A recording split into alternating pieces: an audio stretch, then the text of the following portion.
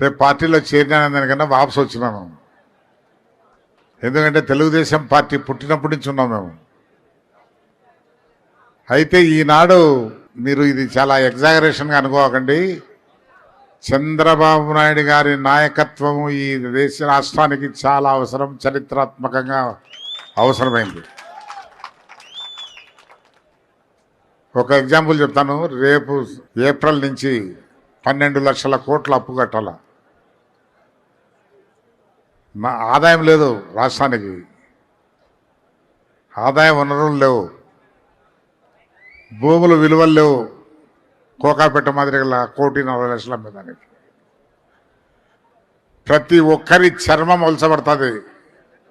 పన్నులు వసూలు చేస్తే కానీ డబ్బులు రావు.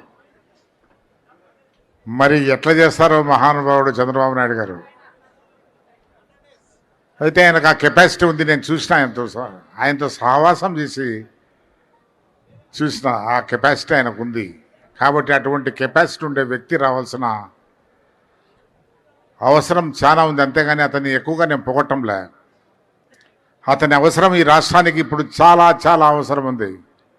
లేకుంటే రాష్ట్రము ఏ పాలైపోతుందో భయంకరం, ఊహించుకునే దాన్ని కూడా భయంకరం ఉంది. అదొకటి. రెండవది, పాలన అనేది కొన్ని సిస్టమ్స్ పైన ఆధారపడింది. ఆ సిస్టమ్స్ ఉంటే కన్నా పాలన జరిగిపోతూ ఉంటుంది. కానీ రాష్ట్రంలో ఆ సిస్టమ్స్ అన్నీ నాశనం అయిపోయినాయి. ఇప్పుడు ముఖ్యమంత్రి పదవి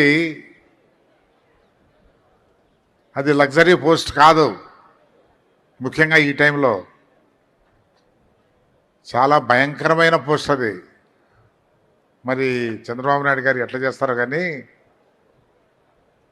ఈ సిస్టమ్స్ అంతా రెస్టోర్ చేసి మళ్ళా మీకు అనుగుణంగా పరిపాలన ఇవ్వాలంటే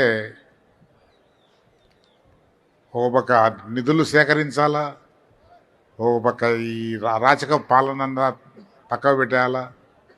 ఈ అరాచక పాలనలో కొన్ని వర్గాలు చాలా లాభైనాయి. వాళ్ళంతా మళ్ళా విజృంభిస్తారు. అది కూడా కొంత కంట్రోల్లో పెట్టుకోవాలా. చాలా కంట్రోల్ చేసుకోవాల్సిన అవసరం ఉంది. అందువల్ల ఆయన నాయకత్వం చాలా అవసరం ఉంది. కాబట్టి ప్రజలకు వేరే మార్గం లేదు. నేను చెప్తున్నా ఈ దినం, ప్రజలకు వేరే మార్గం లేదు. చేసి తీరాల్సిందే చంద్రబాబు నాయుడు గారిని. రాష్ట్ర ప్రయోజనాలను దృష్టిలో పెట్టుకునేవాడు ఎవడైనా కూడా. కాబట్టి తప్పకుండా ఆ దశలో మనం పోదాం, మనమందరం కష్టపడదాం. అదే ఆలోచనతో నేను కూడా వచ్చా.